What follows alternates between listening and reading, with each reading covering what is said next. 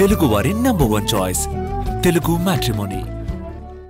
ఏపీలో దివ్యాంగుల పెన్షన్పై టెన్షన్ కొనసాగుతుంది. 80,000 మందికి నోటీసులు ఇవ్వడం కలవరపెడుతుంది.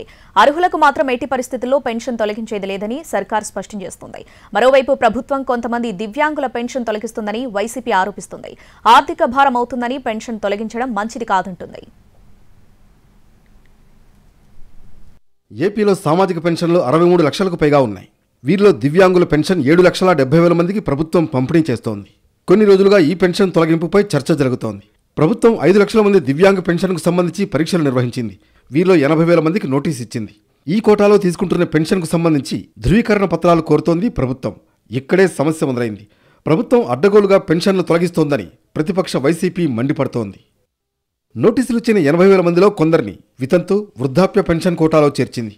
కానీ గత ప్రభుత్వంలో దొంగ సర్టిఫికేట్ పెట్టి కొందరు పెన్షన్ తీసుకుంటున్నారని, ఎట్టి పరిస్థితుల్లో అనర్హులకు పెన్షన్ రాదని ప్రభుత్వం అంటోంది. నోటీసు ఇచ్చిన కొందరిలో టెంపరరీ సర్టిఫికేట్ ఉన్నా కూడా పెన్షన్ మంజూరు చేయనుంది. అర్హుల పెన్షన్ తొలగించే ప్రసక్తే లేదన్నారు మంత్రి కొండపల్లి శ్రీనివాస్. గత కొన్ని రోజులుగా ప్రతిపక్ష నాయకులు సుమారు 4,50,000 పెన్షన్స్ తొలగించామని ఒక తప్పుడు ప్రచారం చేయడం జరుగుతూ ఉంది. 4 లక్షల పెన్షన్స్, 4,50,000 పెన్షన్స్ తీసిన విషయం వాళ్ళు ఏదైనా ఆధారాలు ఇస్తే బాగుండేది. ప్రభుత్వం వచ్చినటువంటి 15-16 మాసాల నుంచి ఒక్క పెన్షన్ కూడా తొలగించడానికి కూడా ఈ ప్రభుత్వం ప్రయత్నం చేయలేదు. ప్రభుత్వం కుట్రపూరితంగా పెన్షన్లు తొలగిస్తోందని వైసీపీ ఫైర్ అవుతోంది. దివ్యాంగుల పెన్షన్ తొలగించడం అన్యాయమని అంటున్నారు ఆ పార్టీ నేతలు. ఆర్థిక పరిస్థితి బాగాలేక దివ్యాంగుల పెన్షన్లు తీసివేయడం ఎంతవరకు సమంజసమని ప్రశ్నిస్తున్నారు.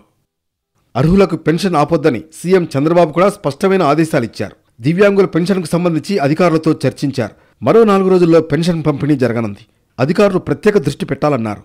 ఒకవేళ అనర్హులు ఉంటే ఏ కారణం వల్ల పెన్షన్ రద్దవుతోంది, దివ్యాంగ సర్టిఫికెట్ ఉందా లేదా, ఈ అంశాలన్నీ పరిశీలించి నిర్ణయం తీసుకోవాలన్నారు చంద్రబాబు. మొత్తానికి దివ్యాంగ పెన్షన్ వ్యవహారం హాట్ టాపిక్గా మారింది. నోటీసులు ఇచ్చిన 80,000 మందికి పెన్షన్ వస్తుందా లేదా అని సందేహాలు వ్యక్తమవుతున్నాయి.